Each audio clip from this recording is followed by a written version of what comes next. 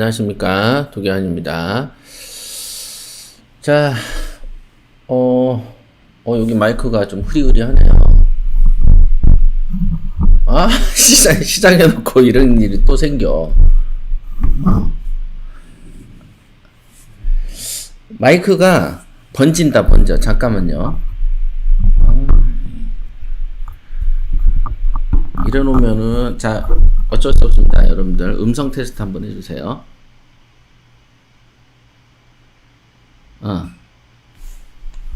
지금 잘 들립니까? 잘 들리시는지 빨리 적어주세요. 잘 들려요? 이게 그 뒤에 배경을 날리다 보니까 그 마이크가 검은 거 부분이 있어가지고 자꾸 이렇게 울렁울렁거리고 그럽니다. 잘 들린다고 하니까 저도 한번 들어보도록 하겠습니다. 괜찮네요. 네. 조금 멀면은 얘기하세요. 좀 더 크게 얘기할 수 있어요. 안 돼. 자.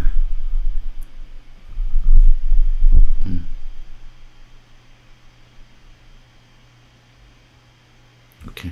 이 정도. 자, 그럼 오늘 여러분들 뭐 추석 잘 보내셨나요? 저도 이제 이번 다른 때에 비해서는 추석이 조금 바빴던 것 같아요. 그러니까 꼴랑 이제 아산에 가서 같이 그 가족끼리 놀다 온 거가 이제 다거든요. 1박 2일 정도.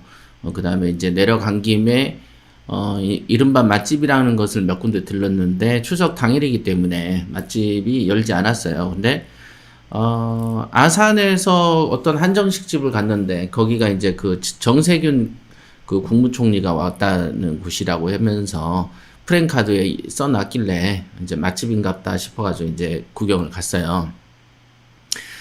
적어도 총리가 오는데 그 동네에서 총리 지지자들이 어설픈 데를 소개해서 음식을 대접하진 않잖아요. 그래서 이제 갔죠. 네. 근데 맛은 별로였어. 내 입맛엔 좀 안 맞았던 것 같습니다. 그래서 이제 추석 때 조금 나름 분주하게 좀 지내는 것 같아요. 한 이틀 정도를 아산에 갔다 왔더니 그 뒤로의 어떤 연휴 기간 5일이 굉장히 그 짧은 느낌이 들더라고요.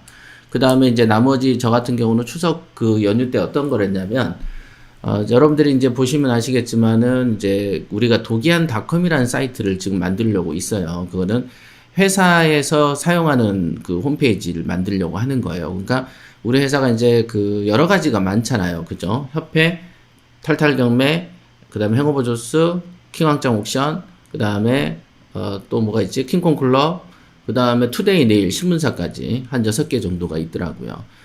이런 것들을 저희도 잘 몰라요. 그러다 보니까 우리 그 협회 교육 문의를 해오는 회원들이 알 턱이 없잖아요. 여러분들도 아마 잘 모를 거예요. 그래서 어떤 이제 그 회사를 한눈에 볼 수 있게끔 링크를 모을 수 있는 사이트를 내가 지금 만들고 있어요.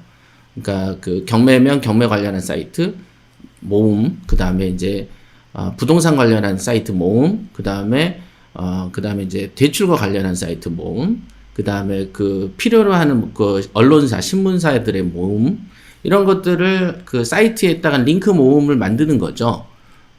예, 그거 아마 만들어 놓으면 여러분들도 굉장히 그 편하게 사용하실 수 있고요.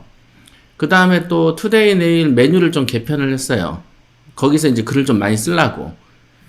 그래서 이제 오늘 투데이 네일 보시면은 이제 몇 가지 그 정치, 경제, 사회, 문화까지도 들어와 있고, 그 다음에 이제 제가 글을 쓸 수 있는 곳도 좀 만들어 놨고, 추천 영화, 추천 음악도 만들어 놨어요. 그래서 제가 이제 그 보던 중에 좋은 것들이 있으면 그런 것들을 올려드리면, 물론 여러분들한테 도움도 될 거고, 아니면 저한테 도움되는 거죠. 저한테.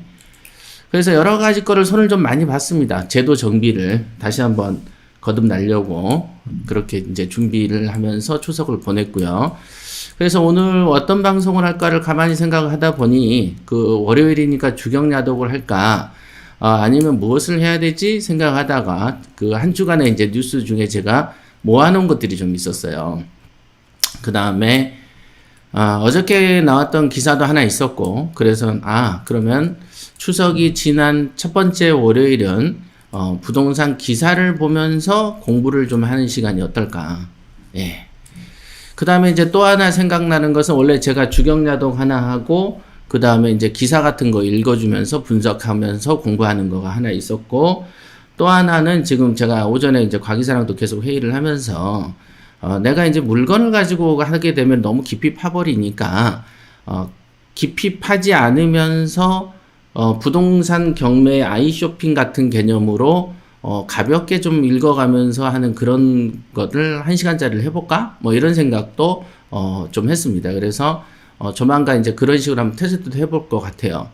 왜 그러냐면은 전에도 부동산 경매 물건을 가지고 분석을 해주다 보면은 이게 가벼운 유튜브 방송으로 할 내용은 아니게 되죠. 무슨 교육하듯이 돼버리기 때문에 이거는 분석이라는 걸 하다 보면은 사람이 지칩니다. 근데 이제 수다를 몇 시간 떨어도 지치지 않죠. 그러나 수다가 아닌 공부를 가르치면은 되게 지쳐요. 그래서 이제 부동산 어떤 그 물건 가지고 공부하는 부분은 조금 짧은 거, 그 다음에 가볍게 아이 쇼핑 하듯이 이런 형태로 공부하는 물건 공부, 그것도 기획을 했다는 거 알려드립니다. 자, 그럼 오늘 그 세 가지 뉴스를 준비했는데요. 그러니까 첫 번째 뉴스는 지금 여기에 데모하는 것처럼 보이죠. 딱 보면은 공인중개사 죽이는 정책이냐, 뭐 이런 것들이 이제 보일 겁니다. 그러면 왜 이러냐, 왜 이런 게 있느냐? 제가 이제 일전에도 계속 방송을 하지만 시세 분석하는 힘이 굉장히 우리 경매에서 되게 중요한 힘이죠. 그래서 이제 어떤 시세 조사를 통해서 다양한 정보를 수집하고 그 정보를 가지고 미래를 예측하는 능력이 굉장히 중요하다라고 얘기를 드렸던 거 기억하실 거예요.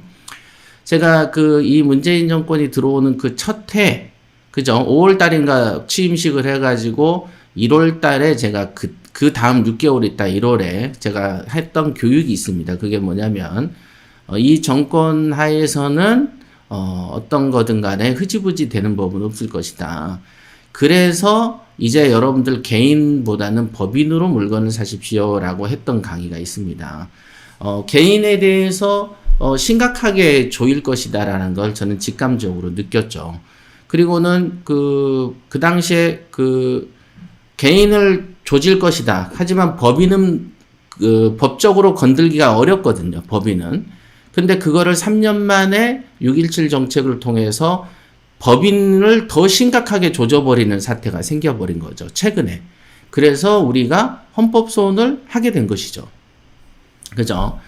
그때만 해도 개인으로 임대사업자를 등록하라라고 그렇게 밀어붙였을 때 임대사업자에 관련된 민간 임대주택법에 따르면은 이것은 선택하면 안 되는 상품으로 표현되어 있는 법 규정이 너무 많아요. 그러니까 사유재산을 취득하는 데 있어서 임대 등록에는 너무 절차도 까다롭고 취득세 몇십만 원 깎아주면서 하는 규제치고는 너무 과도한 규제가 적용되어 있어요. 그래서 임대사업이라는 거를 정상적인 사람이면은 할 수 없게끔 만들어져 있는 게 민간주택임대법이에요. 그러니까 임대주택법이죠. 그래서 임대주택법에 따르는 임대 등록을 하는 기관은 사람들은 별로 없어요, 사실. 주로 이제 어떤 사람이 있었냐면, 예를 들면 우리 칠곡의 로얄 아파트처럼 어떤 기업들이 임대 아파트를 지어가지고 임대 사업을 할 때 임대주택법에 적용을 받는 경우가 보편적이죠. 보편적. 그러지 개인이 몇 채를 사서 세를 주면서 임대 사업자, 임대 등록을 하지는 않았어요.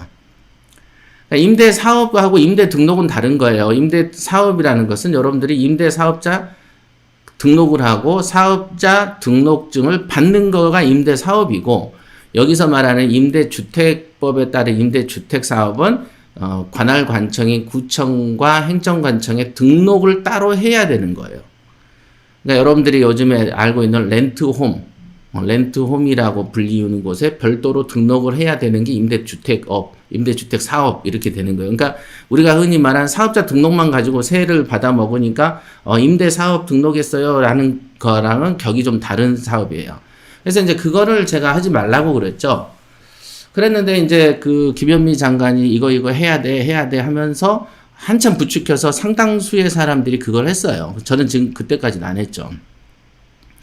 그러다가 한 2년 있다 갑자기 이제 눈탱이를 봐버리면서 그래 다 모였니? 이게 이제 주로 옛날에 조선시대 때라든가 중국의 역사를 보면은 우리 이제 반동 세력을 숙청할 때 반란군을 숙청할 때 일부러 안 잡습니다.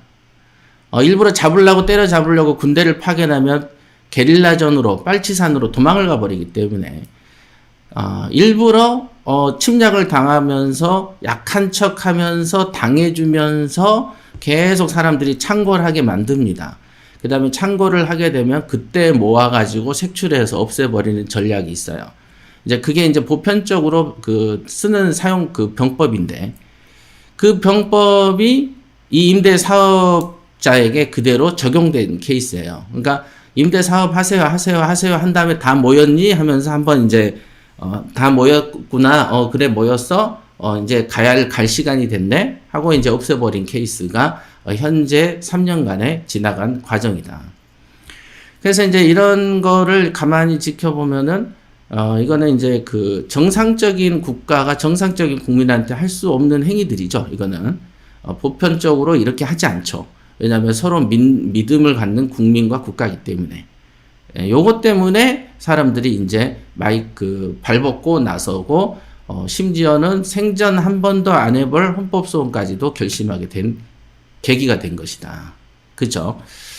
그러면은 간단하게 여러분들이 그 시세 조사를 해보고 시세 분석을 해보세요. 자, 그러면 부동산에만 이렇게 하겠냐, 이 사람이. 그죠? 예를 들면 어떤 노숙자에게서 비듬이 떨어지고 때가 떨어지고 옷에가 꾸물꾸물 꾸정물이 묻어 있는데 얘가 어디 한 사람한테만 때를 묻히겠느냐. 돌아다니면서 앉은 자리, 만나면 악수한 자리, 어디 뭐 돌아다니면서 머리에서 비듬은 계속 떨어지고 냄새는 계속 뿌려대고 돌아다니지 않습니까? 자, 그러니까 당연히 부동산에만 하던 버릇을 딴 데따는 안 하겠냐. 도처를 다 건들 것이다. 그러면 그 도처라는 것은 참 묘한 게 여러분처럼 부동산만 하시는 분들은 주식을 그렇게 하면은 관심도 없잖아요. 그죠? 반면에 주식만 하는 사람은 부동산에서 이 난리를 치면은 별 관심이 없습니다.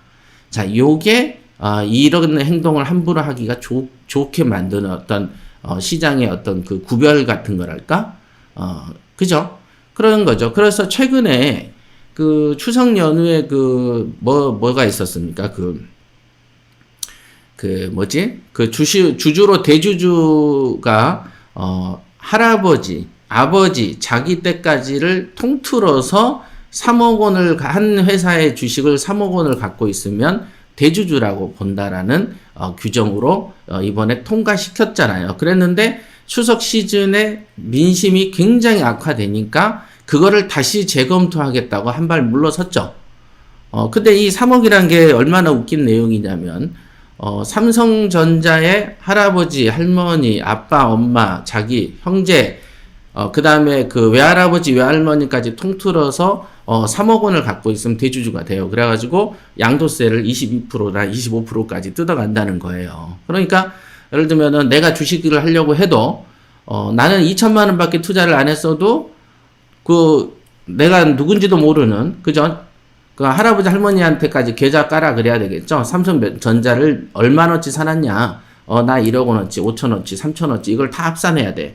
합산해가지고 나는 1,000만 원만 사도 3억이 넘으면은 양도세를 내야 돼. 22%나 25%를. 그러니까 요거는 엄청난 어떤 그 일종의 개미 투자자들한테 스트레스를 받는 어떤 정책이죠. 그러나 우리 같이 부동산만 하는 입장에서는 별 관심이 없잖아요. 자, 그렇지만은 또 우리가 억울하다고 하는 부분은 또 주식하는 사람 관심조차 없는 거지.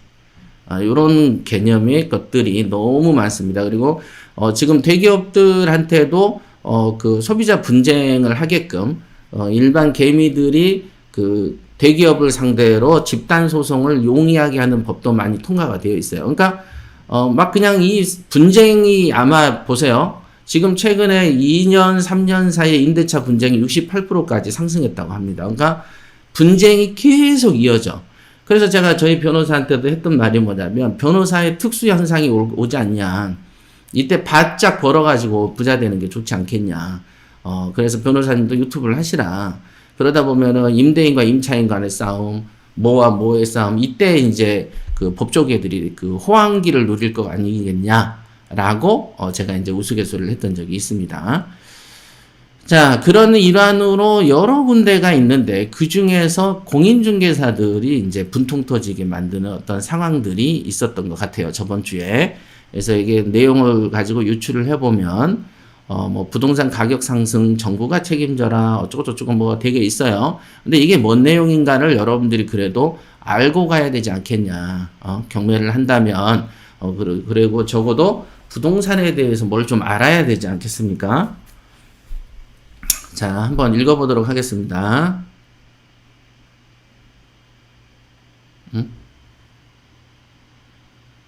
네, 이렇게.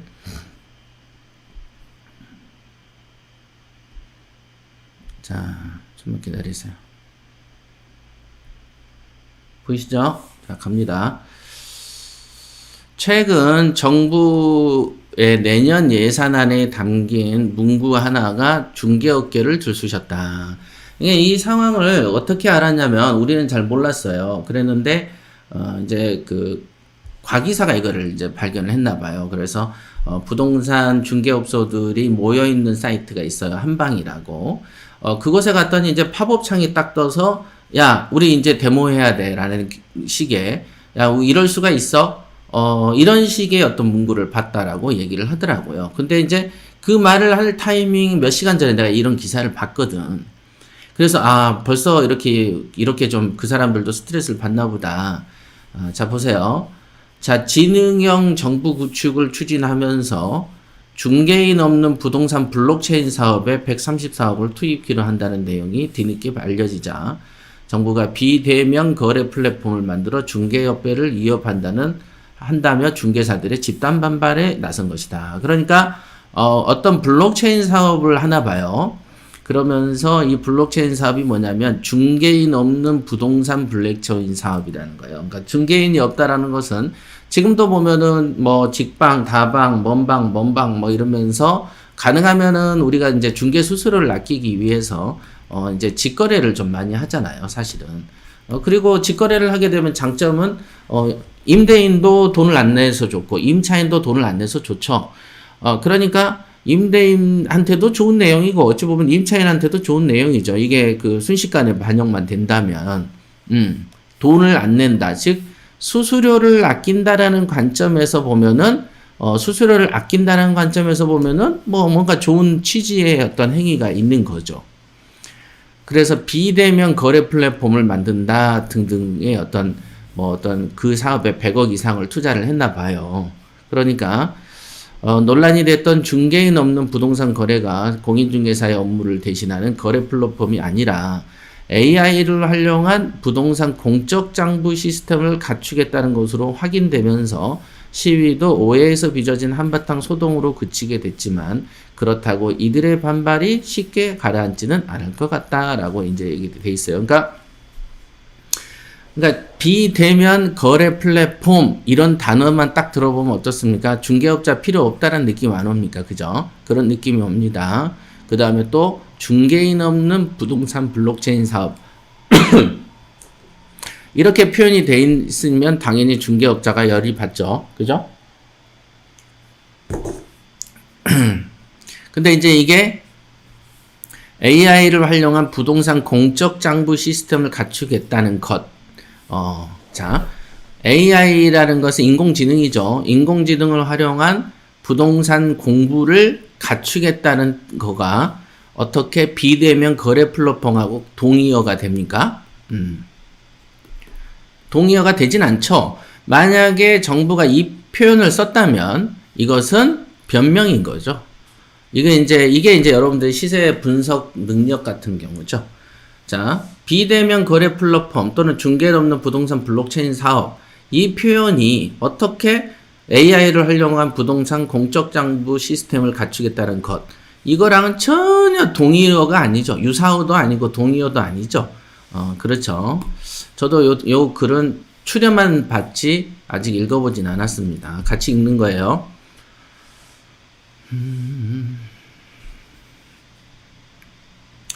사태의 발단은 기획재정부가 얼마 전에 발표한 예산안에 중개인이 없는 부동산 거래라는 문구가 들어갔다. 지난 7월 과학기술정보통신부가 범부처 공통으로 발표한 디지털 뉴딜 보도자료에 따르면 블록체인을 활용한 부동산 거래가 기재부 예산안에 자료를 옮겨주는 과정에서 중개인 없는 이란 수식어가 붙으면서 혼란이 생겼다. 우리나라 이제 공무원은 이거를 자기의 상상력으로 중개인 없는이라고 개인이 실수라도 적어넣지 않습니다. 그러니까 실수라는 것은 있는 걸 빠뜨릴 때 실수지 없는 거를 집어넣는 짓을 공무원들은 하지 않습니다. 공무원들은 없는 것을 집어넣을 때는 분명한 어떤 컨펌을 받고 집어넣지 그냥 알아서 그냥 5급 사무관이 잘못 적었나 보네요 하지 않습니다. 있을 수 없는 일이죠. 이런 일들은 어찌됐든 본인은 아니라고 하죠. 항상 우리가 이제 살인자도 아니라고 하는 거지. 그지만 그거를 어떤 정황에 따져서 이 말이 진짠지 가짠지를 따져보는 것처럼 지금 현재 이런 것은 공무원이 실수나 뭐를 통해서 수식어를 넣지 않죠. 여기에 있는 것처럼 수식어가 붙으면서라는 표현에서 수식어는 혼자 있는데 귀신이 갖다 붙이지 않죠. 누군가가 타이핑을 치고 그 누군가는 당연히 컨펌을 받아서 적는 것이죠. 예. 중개사 없는 거래가 비대면 거래 플랫폼이라는 논란에 예산을 만든 기재부도 AI 정보를 추진하는 과기부도 부동산 거래 관한인 국토부도 명확하게 답할 수 없던 것도 그래서였다. 뭔 말인지 모르겠네. 이 말은 뭔 말인지 모르겠는데 그러니까 각 부서들이 명확하게 답을 할 수 없었던 것도 단지 중개인 없는 이란 수식어가 그냥 저절로 붙었기 때문에 혼란이 생긴 거다라는 식의 어떤 논조인데 이것도 좀 어찌 보면 말을 좀 더 구체적으로 써야면 좋지 않았을까 그 생각이 드네요. 어쨌거나 중개업계의 우려에서 앞으로의 가상현실과 증강현실, AI 기술이 만들어내서 비대면 부동산 거래 시스템을 만들어내는 비대면 부동산 거래 시스템이 공인중개사를 대체할 수 있을까? 라는 어떤 그냥 궁금증 차원에서 글을 쓴 것 같습니다. 이분은. 그죠? 자, 기술적으로는 가능한 일이다. 주택의 외관과 내부를 입체적으로 표현하고 매매하고 임대 가격과 권리관계 등 해당 부동산에 대한 정보를 통합한 디지털 장부 하나로 확인하는 것쯤은 시스템 통합의 영역이니 어려운 일이 아니다. 어려운 일이 아니다. 당연히 기술적으로 어렵진 않죠. 실제 거래 형태는 에스크로를 둔 기존 전자상거래 시스템과 유사하게 이루어질 수도 있고 기존의 공인중개사와 비슷한 형태의 온라인 부동산 거래 거간이 생길지도 모른다. 이렇게 이제 되어 있습니다. 이런 거는 생기지 않습니다. 왜냐하면 우리나라의 공인중개사법이 어떻게 되어 있냐면 공인중개사법은 중개 업무를 통해서 돈을 받아먹는 행위는 공인중개사를 통해서만 하게끔 되어 있습니다. 그러니까 온라인 부동산 거간꾼이 거간이라는 것은 중개사를 말하는 거죠. 거간꾼이 생긴다는 것은 법적으로 불가능한 어떤 상황입니다. 불가능하죠. 그 다음에 이제 이런 거가 이제 자료를 대체한다라는 건데, 아까 말한 것처럼 주택의 외관과 내부를 입체적으로 표현한다는 것은, 누군가가 집주인이 됐든 임차인이 됐든 임대인이 됐든 찍어가지고 자료를 제공해야 되는 부분이 있는 것이죠. 그러니까, 여러분들이 이제 자료를 우리가 차를 팔 때처럼 자기 차의 내관, 외관을 찍어가지고 어디에 자료를 제공해야 되는 거죠. 뭐 공무원이 찍으러 다니지는 못할 거 아니겠습니까? 그러니까 결국은 외관과 내관을 입체적으로 표현하고 어쩌고 저쩌고 이거는 말로는 좋은데 사람이 개입되어 있기 때문에 되지 않는다. 기술적으로는 말이 되는데 이거는 사람이 자기 집을 찍어서 줘야 되는 부분이기 때문에 요거는 상상력 속에만 존재하는 상황일 것이다. 이거는 이제 쉽지 않죠. 여러분들한테 여러분들 집을 찍어서 주라고 하면 어떻게 찍습니까? 뭐 전등이 우중충할 수도 있겠죠. 뭐 엉망진창일 수도 있겠고. 그 다음에 뭐 사진 촬영하는 기술들이라든가 어떤 구도에 따라서도 엄청나게 달라지기 때문에 요거는 이제 이 전제 조건이 되는 거는 어떤 사람이 제대로 무엇인가를 잘 좋은 환경에서 했다는 전제 조건 하에서만 성립할 수 있는 상상력 속의 얘기다. 여기서 말한 기술적으로 가능하다는 것은 말 그대로 모든 조건이 좋을 때 그거를 뭐 홈페이지에 담아낼 수 있는 거는 되는 거죠. 그러나 요 말 자체가 성립하지 않는 말이다. 이렇게 보실 수 있습니다. 그러니까 글을 볼 때 항상 이렇게 보셔야 돼요. 정부가 구축해 놓은 일종의 온라인 오픈마켓 같은 시스템을 활용한 거래니까 부동산 계약 당사자로서는 부동산을 사고 팔 때 중개사에게 줘야 되는 수수료 부담이 사실상 사라지는 효과가 생긴다. 네, 그렇죠. 사실상 사라지는 효과가 생긴다. 어쨌든 공인중개사들의 밥그릇을 충분히 뺏을 정도가 되니 중개사 없는 거래를 두고 중개업계가 집단 반발하는 것도 이해 못할 일은 아니다. 자, 밥그릇을 충분히 뺏을 정도가 되니 라는 표현은 이런 거죠. 만약에 이런 게 거래에서 그 어떤 뭐라고 해야 되냐면요. 여러분들이 왜 우리가 보배드림 같은 데서 자동차를 거래할 때 중고차를 이제 거래한단 말이에요. 내 차를 팔아. 그러면은 우리 보고 사진을 찍어서 올려주세요 하는 시스템이 있고 안 그러면은 한 10만 원인가 주면은 그쪽 회사에서 나와가지고 티코 같은 걸 타고 나와요. 마티즈인가? 그런 걸 타고 나와가지고 세차 미리 해놓으라 그래가지고 조명이 밝은 곳에서 찍습니다. 이쁘게. 그 다음에 이제 약간 뽀샵을 좀 거치죠. 그죠? 뽀샵을 거쳐가지고 업로드를 합니다. 10만원 내고. 그죠? 그러니까 그 업로드 비용 같은 게 있고, 업로드를 대신 해주는 사람이 생기죠. 그죠? 그러면 이쪽에 만약에 이 업무가 조금이라도 개시가 되는 순간, 중개사 쪽에서, 극심한 어떤 실업난, 극심한, 밥그릇이 뺏기는 현상이 빠른 속도로 진행이 될 겁니다. 그죠? 자, 요런 산업이 만약에 IT 쪽에서 이루어져 버리면, 중개사들이 거의 망하게 될 거예요. 거의. 왜냐면 중개사 시스템이 있어요. 중개사의 중개 시스템 자체가 너무 영세하고, 그 다음에 손님을 응대하거나 설명하는 데 있어서 너무 약해요. 그러니까 우리가 흔히 말하고 있는 백화점이라든가 뭐 어디를 갔을 때, 하다못해 어떤 뭐 이마트나 이런 데 가도 직원들이 얼마나 상냥합니까? 그죠? 그러나 이제 중개 쪽에서는 그런 개념 자체가 존재하지 않아. 그러니까 만약에 온라인이나 이런 쪽에서 조금이라도 어떤 그 중개사를 대체할 수 있는 어떤 시스템이 조금이라도 갖춰진 순간 중개사 쪽은 거의 망한다고 보면 됩니다. 무슨 말인지 아시겠죠? 그러니까 예를 들면 임진왜란 부산을 쳐들어와서 한양까지 점령하고 신의주까지 밀고 나가도 다시 역전당해서 일본군이 패해서 나가잖아요. 그런 상황이 아니야. 예를 들면 부산항에서 배만 딱 보여도 벌써 항복해버린 그런 상황이 이 공인중개사 쪽에서는 벌어질 것이라는 것이죠. 그러니까 잘 이해되세요? 제 뜻이 뭔지?